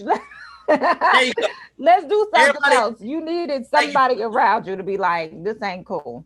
Thank you, Portia. Everybody in the car gotta learn how to process emotion. Everybody in the car can't be killers. One person got to be reasonable. And listen, I was always that friend, even in high school, college. I didn't start doing all the bad habits, right? I didn't drink until probably like my 21st birthday, and I was tricked into drinking then. But I was always that friend that said, y'all shouldn't be drinking. What y'all drinking for? Y'all not thirsty. That's stupid. So I got outcasted, right? So they stopped asking me to do stuff and go places because I was always that responsible one that was like, that's dumb. Like, you drinking for what? Like, we underage, like. So all my friends was like, we don't even mess with her. Don't even call her. Don't invite her because she gonna be that voice of reason to be like, this is not right. Yeah. And sometimes you do get cast out. That's what happens. Yeah. I'm just saying, people got to do more inner work because they be out here just reacting, and it's like, no. Be that friend. Get your mental right. Yeah. Right. Get your mental right. Know how to deal with people. Go into your emotions. Get therapy. I promise I'll call you first if I need to have a discussion about me beating somebody's ass. Hey, let's call Tara real quick. Oh my gosh. I'm about to put my babies in MMA and boxing because, like I said, they were some suburban kids. So they asses, they gonna be like, you messing with my mama? And then they're gonna think about it like, I don't know how to fight. I'm saying, be out here, protect yourself. You gotta think about it. So let's get into my report, y'all. Before we get out of here, we got a couple minutes left. So yeah, I am gonna get them into MMA and boxing right now. So we got a voting. I think that's supposed to say PSA. Did I say SPA? Voting PSA. 8 days to election, y'all. I think we got a video up about the voting rights of 1965, and let's just get educated on it. Go ahead. That's the year my mom was born. I'm River Williams. I'm a professor of history, and here's what you need to know to sound smart about the Voting Rights Act of 1965. The Voting Rights Act of 1965 was necessitated by the fact that the vast majority of African Americans in the South could not vote. Despite the passage of the Civil Rights Act of 1964, many civil rights activists believe that the Voting Rights Act of 1965 was still necessary due to the denial of the right to vote of Blacks in many Southern communities. Organizations like the Student Nonviolent Coordinating Committee and the Congress of Racial Equality have been active in registering African Americans to vote in the South with little success prior to the passage of the Voting Rights Act of 1965. One of the reasons the Voting Rights Act of 1965 was so important is it helped to eliminate some of the mechanisms that had been used to suppress the right to vote for African Americans. This included the literacy test, the grandfather clause, and with the passage of the 24th Amendment, the dreaded poll tax. The Voting Rights Act of 1965 actually authorizes the United States government to oversee elections in Southern states where there's been a history or record of voter suppression. The Reverend Dr. Martin Luther King considered the Voting Rights Act of 1965 to be an essential piece of legislation to guarantee civil rights for African Americans. Sounds smart, y'all. So the more you know, get out there and vote. We got 8 days. I like that. Yes. The more you know. So important. Know your history. Know your history. Okay. People was really fighting for us. And we take it for granted. I'm not voting. If I had a choice, that's dumb. Don't talk to me. Like Dame Dash said, I don't talk to non-intelligent people. Don't talk to me. Okay. Next up on the agenda, we have okay, y'all remember Miss Bonita? She came back. She resurrected herself to bring y'all a message. This is another message in voting. I want y'all to hear what she had to say. A lot of people are familiar with this, but if you're new to it, just listen. Hear her out, y'all. We can't hear it. We can't hear it. Okay. It's me, Bonita Betrayal from the Hopkins Projects. At least what's left of him. It's a damn shame how this neighborhood has changed. We got less black folks than an episode of Friends. Well, with the democracy collapsing faster than the Woody on fake Viagra, Ms. Bonita decided to get out here and try to get out the vote. Because I see where this is headed. And I don't know about you, but I'm allergic to cotton. Oh, look at that. There goes my girl, Cletha Jefferson, and her two adorable little boys. Hey, Cletha. Cletha. How you doing, girl? Cletha, please tell me you voting. That's right, girl. I knew I could depend on you. And you're setting a fine example for your two adorable little angels. Little devils is more like it. This kid so bad to make a Wish Foundation try to put a hit on it. But I ain't want to doctor, so you ain't heard that from me. So I love the Wayans family. All of them came back to help y'all vote. Get out and vote. Even if you got two angels that look like devils, they act like devils, get your to the poll. Get your booty to the poll. Get your booty I think it's interesting how she was talking about gentrification and her community and how things are just changing. It's crazy. The hoods is the projects is turning into Trump Towers. I'm tired. Absolutely. So both of my messages today was get out and vote. 8 days left, y'all. 8 days left. Let's go. Ashley, I'm responding to the crazy comment. Don't worry. Let's go, Portia. I want to respond though. Oh, she must got a face for radio. That's what's going on. She got a face for radio. All right, girl. Anyway, What else we got going on? Do I have anything else on my report? Oh man, I love this. Y'all, okay. So let's just have a little bit of fun with our question of the day. How long? So we talking about relationships, right? So how long is too long to wait for a proposal? So as we see here in the picture, this man proposes to his girlfriend of 45 years. Girlfriend of 45 years. Girlfriend of 40, you said 45? Girlfriend of 45. How old are they? Years.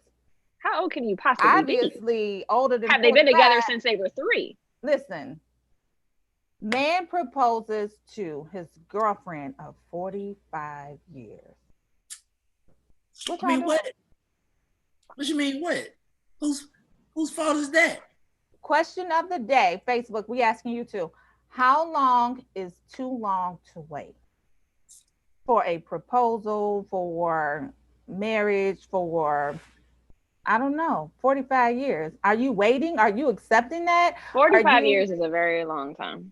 But Do they already live together? Do they have kids? Like, is the only thing missing the certificate? Like, are they basically married? I don't know.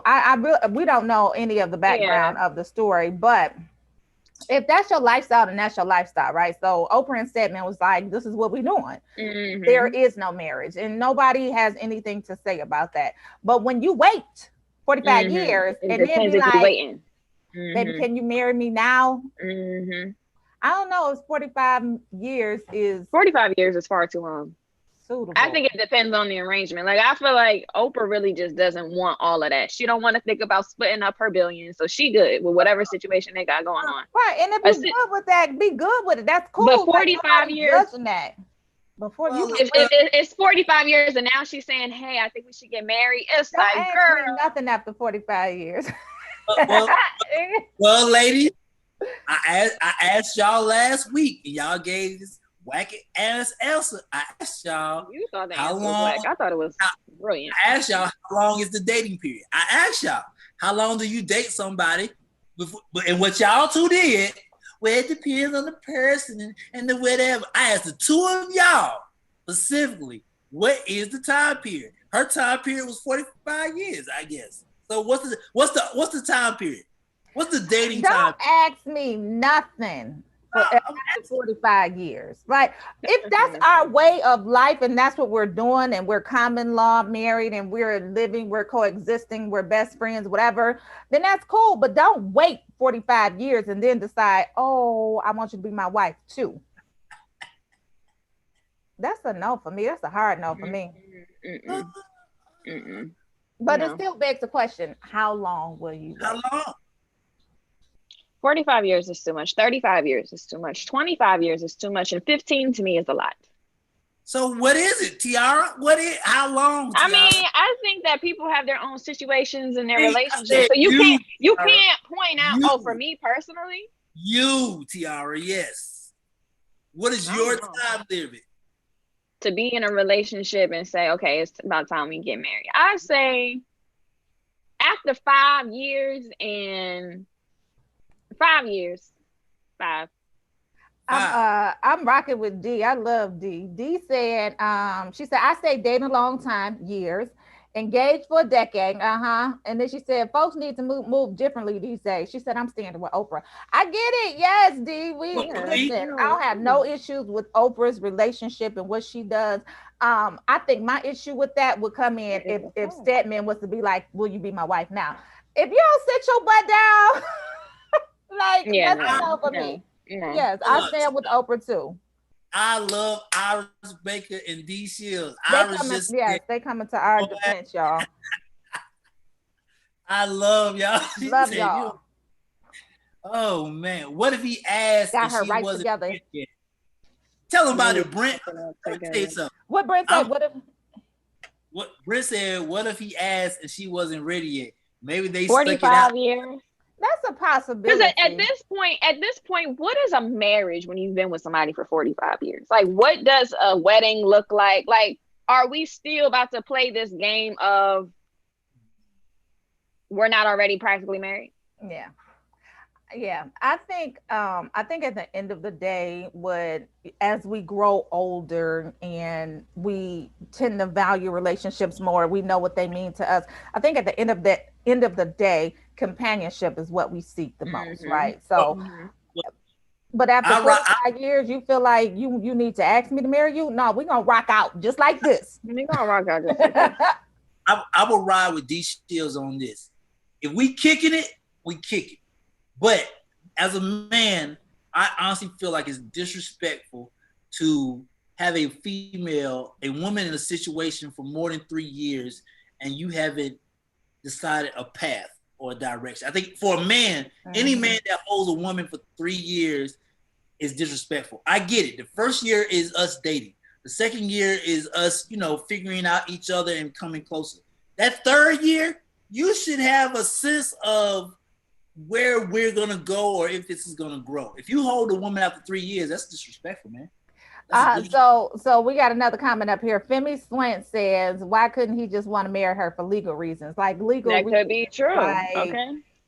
To make sure that she's taken care of after he dies. I like that. Like, we can get married. We can get married after 75 years in that case. Is he leaving her a legacy or what? Yeah, true. Decade dating needs goals. I agree, Romeo. Yeah, that's a possibility. He could just want to marry her for legal reasons, and I guess to get some insurance and or to make sure that there are legal repercussions to assets when she dies or whatnot. That's a good one. Hold up. Portia, you didn't say yours. What was yours? TR said 5. What's yours? I actually think by year 2, y'all know what the deal is, right? So actually 6 months, you really know what the deal is, but sometimes you might be holding on to it and you might want to make some things work because relationships, intimate relationships are hard, right? After 2 years, you should really know where y'all going. Y'all should be having those conversations. At 3 years, like, dude, stop wasting my time. Stop wasting his time, whatever it is. I think 3 years is the max to give someone of your time when there's no goals and there's nothing that you guys what happens though when the woman too isn't ready yet? Like, what if it's like mutually we're both not ready to be married because of they're focused on their own personal growth and things like that? Well, I think that goes back to the conversation that needs to be had in terms of where we're going. Like, there needs to be some type of conversation about what we're doing. So if it's mutual, then that's fine. Like I said, at the end of the day, I think the goal is companionship. And if it's mutual that we both don't want to be together, then that's fine. But we need to be having those conversations. Hey, who knows this answer? Nathan just asked, when is it considered common law marriage? Like what year, how many years? I think it's either 8 or 10 years. 8 to 10? You have to be living together. It depends on your state. Mm-hmm. Yeah, it depends on your state. I'm trying to respond to Iris. She talking about, I'm sorry, I'm not gonna be with you for 45 years and not be married. Yes. Okay. And not every state practices common law too. You said, what was that? Not every state practices common law marriage. Right. So yeah, it depends on your state. California is some people in common law marriages, they don't even know it. Y'all been shacking up. Like they be saying, y'all been shacking up all these years. Y'all together. All right, y'all don't even know y'all together. That's hilarious. Yeah, and I would say, and then you need to move on and stop holding that person back. Absolutely. Don't be selfish, y'all. 9:57. We need to move to positive thoughts of the day. We already know what mine is. So, Romeo, you want to kick? I want to kick it out. My positive thought on this Monday, I'm going to send it out to D Shields and Iris Baker, because I'm gonna speak for the three of us.